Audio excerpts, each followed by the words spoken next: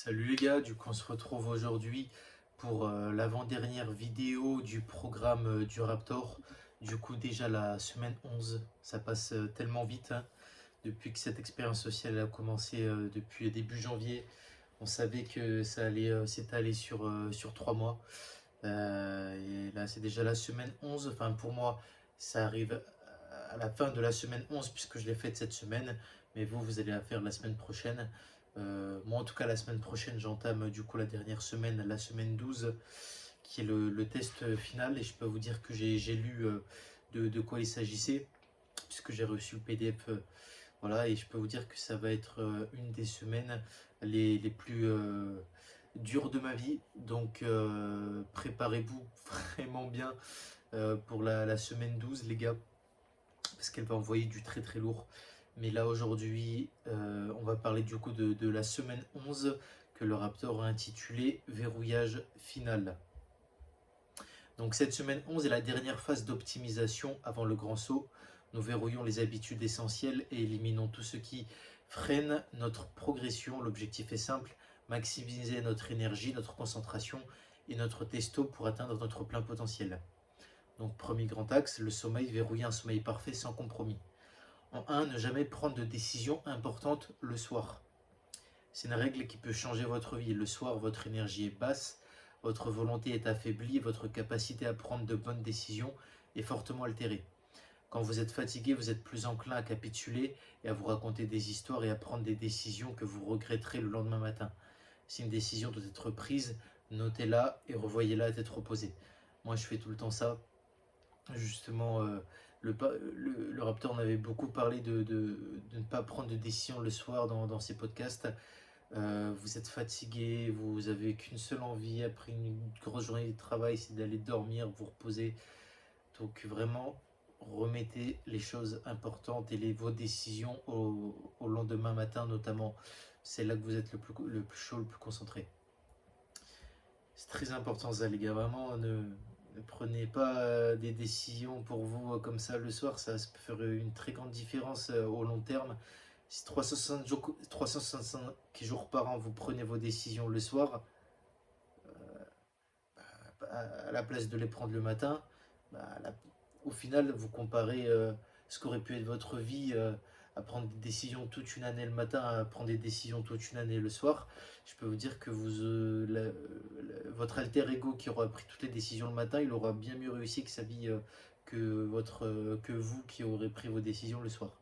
Bref, sur ce point, on ne va pas s'étaler plus longtemps. 2. Faire le ménage dans sa routine.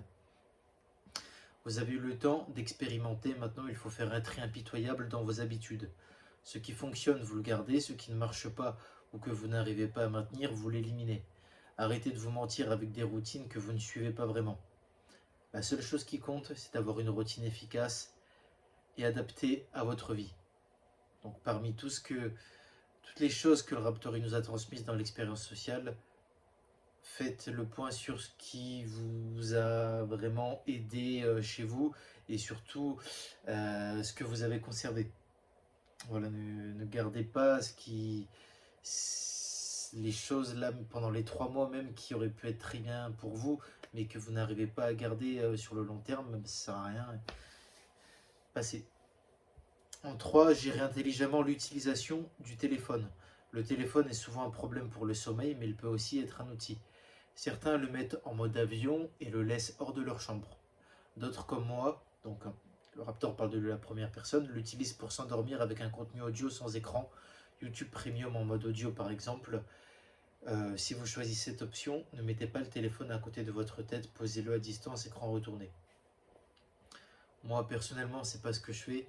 Ce que je fais, c'est qu'une heure avant d'aller dormir, ce que je vous disais la semaine dernière, j'éteins tous mes écrans et je lis. J'aime beaucoup lire. Là, en ce moment, le manuel d'Epictète ou des mangas, des trucs pour me faire plaisir qui me posent la tête tranquillement et qui me fait aussi un peu réfléchir et qui va me permettre de mieux dormir après.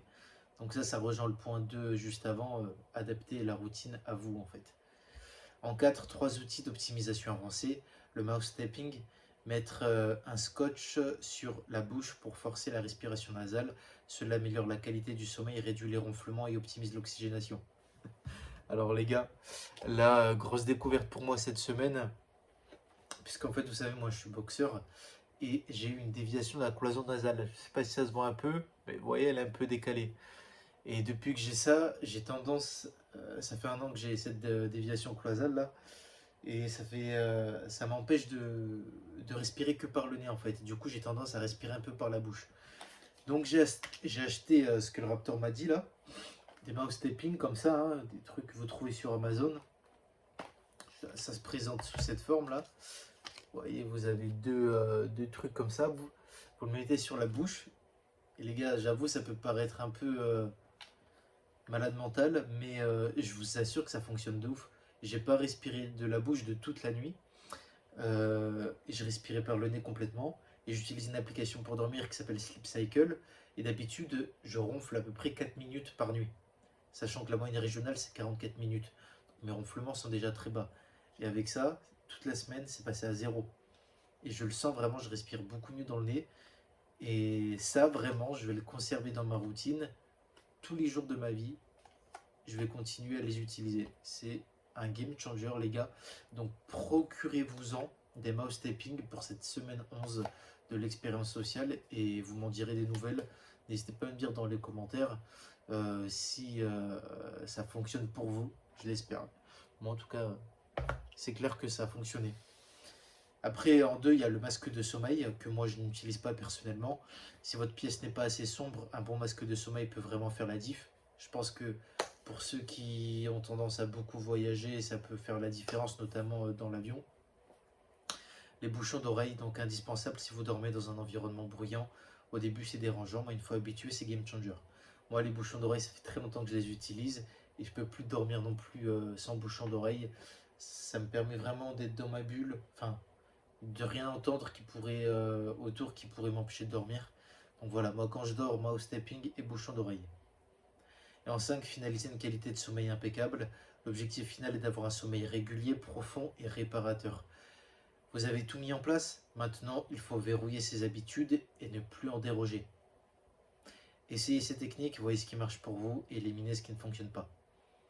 Encore une fois, les gars, avec l'application Sleep Cycle qui est payante, moi j'ai un sommeil de qualité d'environ 94%. Et la moyenne régionale, c'est 76%. Donc mon sommeil, notamment, je dors à peu près entre 7h15 et 7h30 par nuit. Mais mon sommeil, il est 1000 fois plus réparateur que les gens, enfin que la moyenne régionale. Ce qui fait que j'ai une énergie beaucoup plus grande à utiliser après dans mes journées. Parce que j'ai mieux dormi. Mon sommeil, mes 7h30 de sommeil sont beaucoup plus réparatrices que 7h30 de sommeil d'une personne normale.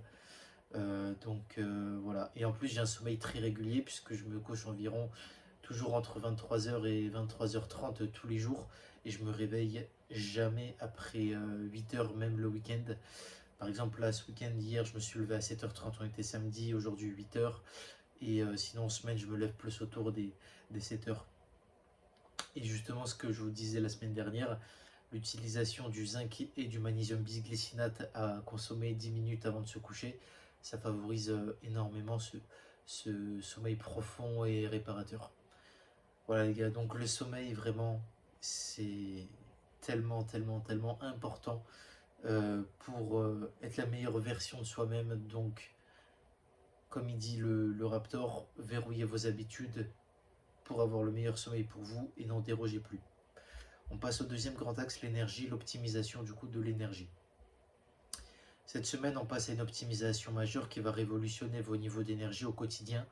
C'est un changement du même calibre que le jeûne intermittent, donc j'ai voulu espacer les deux pour ne pas vous imposer tout d'un coup. Nous allons aborder l'un des plus grands problèmes qui ruine la productivité et l'énergie, les crashs post-repas.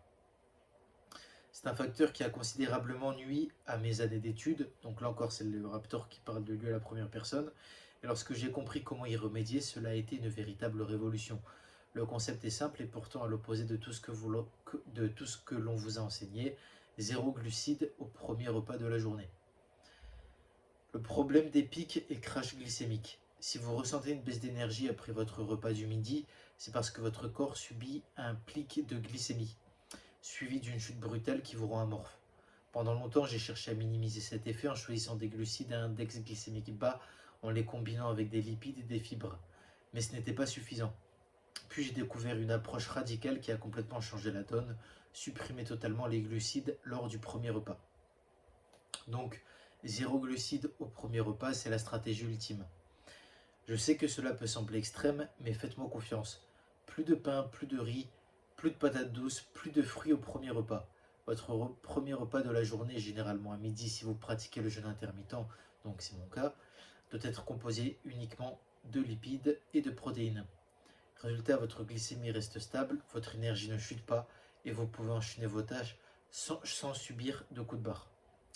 Concrètement, un repas type pourrait être composé d'œufs, fromage, quelques légumes, un filet d'huile d'olive, une source de protéines grasses comme du saumon ou des sardines, bref du poisson, anchois, tout ça. Avec un repas de ce type, vous êtes rassasié, satisfait et surtout votre énergie reste stable. La difficulté ne réside pas dans l'application, mais dans la frustration de ne plus pouvoir tremper votre pain dans le jaune d'œuf. Mais croyez-moi, une fois que vous aurez testé et constaté les résultats, vous ne reviendrez plus jamais en arrière. Donc moi c'est mon cas, enfin déjà tous les midis je consomme 6 œufs que je consomme en œufs durs ou en omelette parce que on avait déjà fait le débrief là-dessus lors des vidéos précédentes, mais c'est un putain de banger, l'œuf comme un super aliment. Je consomme avec ça soit de la viande, beaucoup de poissons, huile d'olive, gamasio, du tamari, enfin bref.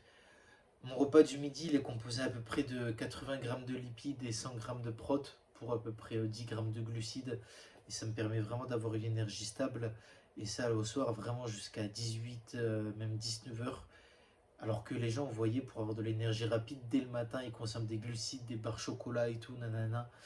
Mais c'est de la merde. Mais c'est juste, c'est juste que les gens, ils savent pas, ils ont aucune connaissance dans l'alimentation, dans tout ça. Bon, bref. Mais moi, c'est vraiment game changer parce qu'après, en plus l'après-midi, je prends mon café et tout ça. Donc le fait de ne pas avoir de glucides le midi plus le café, j'ai une productivité encore immense l'après-midi, contrairement aux gens qui, après un repas du midi riche en glucides, au travers d'un sandwich ou des pâtes, ils vont avoir envie de dormir et du coup, ils vont avoir aucune énergie, aucune productivité l'après-midi. Donc l'impact sur le reste de la journée, on y vient. Étant donné que votre repas du midi est riche en lipides, vous n'aurez pas besoin d'en consommer autant le soir. Résultat, votre dernier repas sera plus riche en glucides. Moi, c'est le soir que je consomme tous mes glucides, mais plus faible en lipides, ce qui accélère la digestion et facilite un endormissement optimal. Tout est lié. Ce cycle permet d'optimiser l'énergie en journée et favoriser un sommeil réparateur du coup le soir.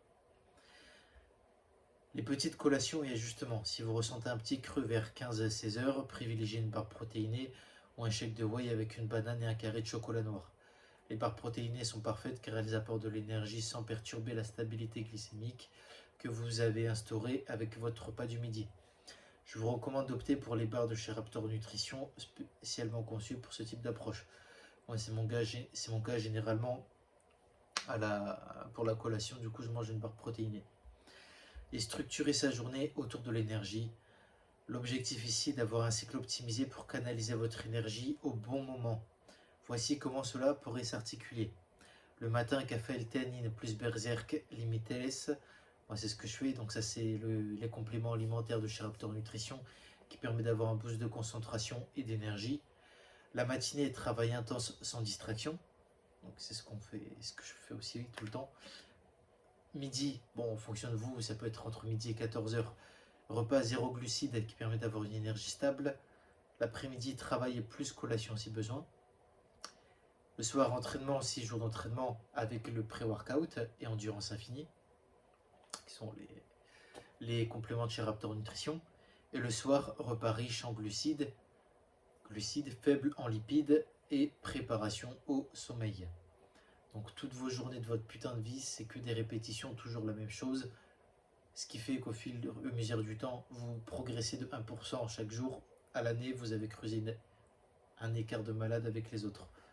Donc ce schéma vous permet d'optimiser l'énergie que vous générez et de la placer stratégiquement là où elle est utile.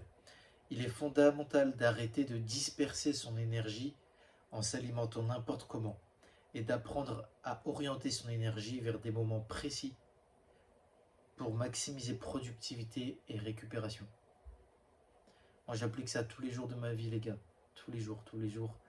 Et je sais que je suis à des années-lumière des autres. Faites ça, les gars, vraiment, faites ça. Travaillez-y cette semaine 11. En 3, productivité, concentration, utiliser son cerveau à pleine puissance. Pour cette dernière semaine d'optimisation, sur la productivité et la concentration, on aborde un point essentiel, l'intelligence artificielle, l'IA. C'est une opportunité à ne pas manquer. Je me suis mis dedans au bon moment et avec les bonnes méthodes, vous devez vous y mettre aussi, ne serait-ce qu'un minimum. Aujourd'hui, vous avez des outils comme ChatGPT, Mistral, qui est français, ou Grok. Je n'utilise pas DeepSeek car c'est chinois et je préfère éviter de nourrir leur système. Grok est intéressant surtout pour sa rapidité, mais je préfère personnellement ChatGPT. Mistral, bien qu'efficace, est un peu trop rigide. Comment bien utiliser l'IA pour booster votre productivité? L'IA peut devenir votre assistant de travail personnel, ultra performant, mais son efficacité va dépendre de votre capacité à bien l'utiliser. Ce qui fait la différence entre un bon et un mauvais utilisateur d'IA, c'est la qualité des instructions que vous lui donnez. Il faut apprendre à structurer des prompts clairs, précis et complets. En gros, l'IA, c'est comme une assistante, comme votre secrétaire, vous voyez. En 1, créer des discussions structurées. Chaque conversation doit être dédiée à un projet et bien nommé. Expliquez-lui en détail votre besoin, le contexte et ce que vous attendez de lui. Plus vous lui donnez d'informations, plus il vous répondra efficacement. 2. Apprenez à rédiger des prompts efficaces. L'IA peut générer de bonnes idées, mais c'est à vous de garder votre esprit critique. Si les réponses sont mauvaises ou superficielles, c'est souvent parce que votre prompt est mal construit. Ne balancez pas une question vague et ensuite attendez un miracle. Soyez minutieux, structurez vos questions comme si vous expliquiez le projet à un humain. Et en 3, l'IA est un outil, pas un cerveau de remplacement. Donc c'est à vous de valider et d'améliorer ces suggestions. Une réponse imparfaite, reformulez la question, guidez l'IA, corrigez ses biais. Plus vous utilisez ces outils avec rigueur, plus vous gagnerez en productivité. Puis optimisation finale de votre organisation, regardez votre Google Calendar, votre Apple Calendar, et vos carnets de notes. Faites le tri, supprimez les entrées inutiles, exemple manger à 12 heures, inutile si c'est une habitude ancrée. Moi personnellement, j'ai jamais noté ça dans mon calendrier parce que je sais que c'est des habitudes que j'ai très bien ancrées. Gardez uniquement ce qui vous donne une visibilité réelle sur vos tâches importantes. Donc moi, dans mon calendrier, je ne marque vraiment que les choses importantes que je sais que si je ne les marque pas dedans, je vais peut-être oublier, je ne vais pas les faire, tout ça. Mais faire mes séances de sport, dire qu'il faut que je ne mange pas de glucides le midi, que je mange sainement, que je fasse des courses saines, bio, tout ça, je ne l'écris jamais dans mon carnet, c'est incorporé dans ma routine et ça devrait l'être pour vous aussi, les amis. Donc le but, c'est d'avoir une clarté immédiate quand vous regardez votre calendrier. Booster naturel pour la concentration et l'énergie cognitive. En plus d'une bonne organisation, il existe des compléments ultra efficaces pour booster la concentration et l'attention. 1. Berserk. Donc, on revient à ça, c'est les compléments alimentaires du Raptor que vous pouvez trouver du coup sur son site Raptor Nutrition. Donc Berserk, c'est un booster physique et une énergie prolongée parce qu'il y a du guarana, du ginseng, de la gelée royale et de la vitamine C. Limitless, c'est pour optimisation cognitive en fait. Parce qu'il y a du bacoba munieri, du ginkgo biloba, de la vitamine B, de la phosphatidylsérine. Et en 3, le café-L-théanine qui permet d'avoir l'effet de la caféine sans crash ni nervosité, puisqu'il y a dedans la théine qui s'ajoute. Bref, je vous laisse regarder tout ça, mais c'est une dinguerie. Actuellement, là, je suis sous Berserk Limitless et sous café-L-théanine. Essayez-les, surtout si vous ressentez un flou mental le matin ou une fatigue après 12 heures. Ces compléments vous placent en mode focus instantané. Moi, le matin aussi, tout ce que je fais, puisque je suis en jeûne intermittent, c'est que vous savez, je mets du citron, du jus de citron, du vinaigre de cidre, du curcuma, du gingembre, du poivre moulu, parce que ça augmente de 2000% à peu près l'absorption par l'organisme du curcuma qui est mal assimilé par l'organisme, du sel. Je me bois ça le matin, les gars, et je peux vous dire que c'est un putain de jus de malade. J'ai de l'énergie de malade après vraiment toute la journée. Et ça, d'ailleurs, c'est la recette que je viens de vous donner. C'est une recette que vous pouvez trouver dans le livre Hit, EAT de Gilles Lartigot. Stopper la musique en boucle, la vraie optimisation cognitive. La musique peut être un poison pour votre concentration. Elle vous prend de l'énergie mentale inutilement en vous faisant ressentir des émotions artificielles. Vous vous croyez dans un film, dans un shonen, mais vous êtes juste en train de disperser votre dopamine. À la place, écoutez des podcasts ou des vidéos qui vous intéressent. Les gars, à partir de cette semaine, on arrête d'écouter de la musique. Moi, ça fait bien longtemps que j'ai arrêté d'écouter de la musique et que j'écoute des podcasts à la place. Burger Ring de Papacito, les 10 000 pas du Raptor, Opération Bruce Wayne de Amaury, qui est un des ambassadeurs justement de Raptor Nutrition, ou plein d'autres trucs sur Sium Corda, qui est le potasse de la bière à frais. Donc il y a plein de choses à la place à écouter, les gars. Et moi, chaque fois que je suis en voiture, que je me déplace, j'écoute toujours un podcast, j'écoute jamais de musique. Parce que pareil, c'est l'effet cumulé. À la fin de l'année, bah, j'ai appris plein de trucs, les gars. C'est par rapport à quelqu'un qui écoute et qui disperse sa concentration et sa dopamine à écouter de la musique dans la voiture. Dernier point, les amis, la testostérone, les derniers ajustements pour une optimisation maximale. Jusqu'ici, nous avons vu comment booster naturellement votre testostérone, mais il est également essentiel d'éliminer les facteurs qui la freinent. Cette semaine, nous allons aborder 3 aspects majeurs: les perturbateurs endocriniens, la confiance en soi et la capacité à se détacher des avis extérieurs. Donc les perturbateurs endocriniens, identifier et éliminer les toxines invisibles. Donc ces derniers sont omniprésents et impactent directement votre équilibre hormonal. Pas besoin de tomber dans la paranoïa, mais quelques ajustements sont nécessaires. Donc notamment les plastiques réchauffés. Moi, ça fait très longtemps que je ne chauffe plus aucun plastique dans le micro-ondes. Mais ne chauffez jamais vos aliments dans des contenants en plastique. Privilégiez le verre pour vos tupperware et bouteilles d'eau. Parce qu'en fait, quand vous chauffez le plastique dans le micro-ondes, les éléments qu'il y a dans le plastique vont se fixer à votre nourriture. Ça, c'est des perturbateurs endocriniens. Les gels douche et déodorants. Évitez les produits contenant des perturbateurs hormonaux. Privilégiez des savons naturels et faites attention à vos déodorants, surtout si vous rasez vos aisselles. Personnellement, je n'utilise jamais de déodorant. Je rase pas trop mes aisselles.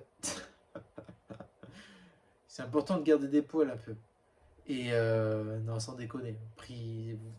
Vous pouvez vous laver, enfin, vous raser vos aisselles si vous voulez complètement. Mais sachez que si vous rasez vos aisselles et que vous avez aucun poil et qu'en plus vous mettez du déodorant, bah, vous faites entrer des perturbateurs endocriniens qui vont ensuite descendre et se loger ici dans toute cette partie-là.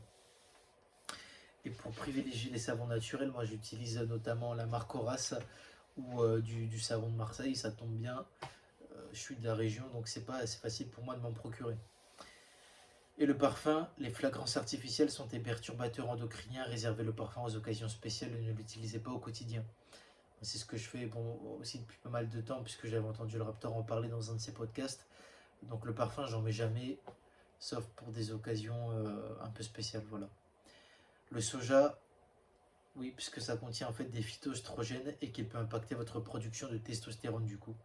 L'œstrogène qui est l'hormone féminine par excellence. Donc évitez les aliments à base de soja non fermenté. Non fermenté, les gars, parce que le soja fermenté, qu'on appelle le soja lacto-fermenté, lui il est extrêmement bon pour l'organisme. Pareil, dans le livre Hit et Gilles Lartigot en parle. Et justement, consommez du soja lacto-fermenté, mais ne consommez pas de soja non lacto-fermenté. Et bientôt, bien évidemment, ça les sous-vêtements en polyester. Donc ça, c'est des changements que moi je n'ai pas fait et qu'il faut vraiment que je fasse. Qui est de privilégier le coton, le lin ou la laine et d'opter pour des caleçons plutôt que des boxeurs. Parce que les boxeurs, ça serre les couilles. Bon, j'imagine déjà qu'il n'y a pas de femmes qui écoutent mes vidéos, qu'il y a essentiellement que des mecs. Mais les boxeurs, ça compresse vos couilles, ça les tient, ça les réchauffe à une température normalement élevée. Donc il faut prendre des caleçons voilà, en coton, en lin ou en laine pour qu'elles puissent avoir vos burnes à l'air libre, vous voyez, sans être vulgaire. Voilà. Confiance en soi, la réalité du développement personnel. La confiance en soi n'est pas une simple question d'affirmation, elle est un résultat direct de vos actions et de vos compétences. Vous avez avancé durant ces dernières semaines. Vous avez développé de nouvelles habitudes et vu des changements concrets. La confiance ne vient pas d'une idée préconçue de soi, mais de la preuve accumulée que vous êtes capable d'accomplir ce que vous entreprenez. Il n'est pas question d'arrogance, mais d'une reconnaissance objective de vos compétences. Continuez d'agir. Accumulez les victoires et votre confiance grandira naturellement. La confiance en soi, les gars, c'est pas se réveiller dans le matin dans une glace, j'ai confiance en moi. Bref, la confiance en soi, ça découle directement des actions que vous entreprenez dans votre vie. C'est tout. Moi, j'ai de plus en plus confiance en moi à chaque combat que je fais de boxe parce que j'accumule une expérience qui m'a vraiment permis de prendre confiance en moi. Pour ceux qui n'ont jamais combattu, avant de combattre dans un combat de boxe, les gars, je ressens une pression extrêmement spéciale. Une pression qui se rapproche un peu de, vous savez, quand vous avez un examen très important à passer de cours pour des partiels et qu'il faut vraiment que vous réussissiez. Sauf que la pression avant le combat de boxe, elle est encore plus amplifiée que ça. Vous savez que vous allez vous battre contre un mec, qu'il n'y aura qu'un seul victorieux entre vous deux. Et bref, vraiment, cette confiance, les gars, se construit au travers des actions que vous entreprenez. Réfléchissez moins à ce que vous allez faire et faites plus d'actions. Soyez plus dans l'action, réfléchissez moins. Passez à l'acte. Se libérer du regard des autres. Trop de personnes sont paralysées par l'opinion des autres, mais il faut comprendre une chose fondamentale. Les gens qui jugent ne savent rien. Ceux qui savent font. Ceux qui critiquent n'ont rien accompli. Souvent, on n'agit pas parce qu'on a aussi peur des autres. Mais en fait, il faut vraiment se libérer de ça, les gars, et agir. Et quoi qu'en disent les autres, vous savez que c'est bon pour vous d'agir, que vous êtes dans la bonne direction. Donc si l'autre, il te juge, parce que il se moque de toi, parce que tu passes à l'action, comme moi quand je fais cette vidéo YouTube, il est dans l'erreur. Il est dans l'erreur parce que Dieu, il sait que vous faites une bonne action. Il sait que vous êtes dans le bien, que vous agissez, et que justement, ce serait encore plus mal de ne rien faire, de ne pas passer à l'acte par peur du regard de l'autre. Et en plus, vous discréditez vous-même parce que vous ne passez pas à l'acte, parce que vous avez peur de ce que l'autre va penser de vous. Donc mettez en place un filtre mental. Attribuez des coefficients à chaque personne qui vous donne un avis. La critique d'une personne qui ne pèse rien dans son domaine n'a aucun poids. Par exemple, il y a un mec, il me dit ouais, Julien, je m'appelle Julien, tu devrais faire ça pour être en meilleure santé. Sauf que là, je vois son corps, il pèse 100 kilos et tout. Bon, son coefficient, il sera de moins 10. Vous voyez, je vais y attribuer aucune importance à ce qu'il va me dire, j'en ai rien à foutre. Par contre, si j'ai un prof, justement, ou quelqu'un, un boxeur qui m'explique qu'il faut faire ceci, cela, qu'il a une expérience de 30 combats amateurs, je vais l'écouter. Parce que le mec, il pèse dans son domaine. Donc je vais le coefficienter, je vais mettre un gros coefficient, tu vois, comme un partiel, et je vais le coefficienter à 8, le mec. Donc c'est très important, coefficienter à chaque personne qui vous donne un avis. Ça, il répète aussi dans ses podcasts, le Raptor, c'est vraiment important. L'avis de chaque personne n'a pas le même poids. Ignorer les bruits de fond. C'est pour ça que d'ailleurs, j'aime pas du tout la démocratie. Parce que pour moi, un avis d'un mec de 18 ans qui vote n'a pas du tout le même poids qu'un avis de 40 ans d'un mec qui a travaillé toute sa vie. Mais bon, ça c'est un autre sujet. Ignorer les bruits de fond. Les gens qui répètent des opinions toutes faites et qui n'ont jamais pris de risque ne doivent pas influencer vos choix. Bon, voilà. Prenez le contrôle. Si vous êtes sur un chemin de discipline et d'excellence, vous serez toujours jugé. Faites abstraction et concentrez-vous sur vos résultats. Voilà, les gars, n'en ayez rien à foutre de ce que disent les autres. Les gens, s'ils savaient, ils feraient. C'est très important, les gars, ça. Si les gens, ils savaient, ils feraient. Non, ils sont là à vous juger, à ceci, à cela. Les gars, vous savez que vous êtes sur le droit chemin. Vous êtes disciplinés. Vous avez envie de réussir. Moi, c'est mon cas, j'ai envie de tout déchirer. Putain, j'ai envie d'ici 5 ans, les gars, d'être millionnaire, d'avoir créé ma société, de tout niquer, les gars, putain. Rien à foutre de ce que les gens ils disent sur vous. On en reparlera dans quelques années, il n'y a aucun souci. Il n'y a aucun souci, moque-toi, dans quelques années on en reparlera et on verra la différence entre ce que vous avez fait et ce que eux, où ils en sont. Vous pouvez trébucher, vous pouvez tomber à des moments donnés, mais le plus important c'est de toujours se relever, d'avoir cette persévérance. Ça Rocky le dit dans Rocky 5 les gars, mais c'est vrai, toujours relevez-vous quoi qu'il arrive. La vie elle vous mettra toujours à terre. Il n'y a rien de plus fort que la vie. La vie elle est encore plus impitoyable que la boxe. Ce qui importe c'est de toujours se relever, de toujours revenir dans le droit chemin, de persévérer dans le droit chemin et de creuser l'écart et de faire la différence chaque jour. Chaque jour, chaque jour, c'est faire le plus important, les 80%, les 20% des choses qui vous rapportent les 80% des résultats à la loi de Pareto. It's the frog, faites la chose la plus difficile dès le matin et faites en sorte que chaque jour de votre vie compte, les gars. Voilà. Bon, pour le bilan, l'évolution de mon personnage, là, je suis à peu près à 84 000 pas pour cette semaine. Donc, ce qui est plus que les 10 000 pas de chaque jour qui est recommandé. Et pour YouTube, je crois que je suis à 20 minutes, comme d'habitude, de consommation de vidéos YouTube de moyenne quotidienne par jour. Donc, pareil, je tiens très bien. Voilà, ça m'a vraiment permis l'expérience sociale de diminuer ma consommation de vidéos YouTube. Donc, ça, je suis très content. Et après, pour tout le reste de la semaine, là, j'ai pas le bilan sous les yeux. Mais pareil, j'ai pas consommé d'Uber Eats, de Deliveroo. Il n'y a pas eu de FAP sur du porn ou sans porn. Donc très content de mon bilan. Continuez à faire votre bilan tous les jours.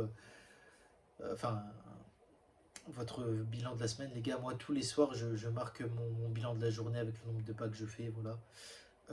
Et puis, on se retrouve du coup, les amis, la semaine prochaine pour la dernière vidéo de l'expérience sociale, la semaine 12, le grand test final. J'ai lu, comme je vous ai dit en début de vidéo, c'est un test de malade mental, les gars.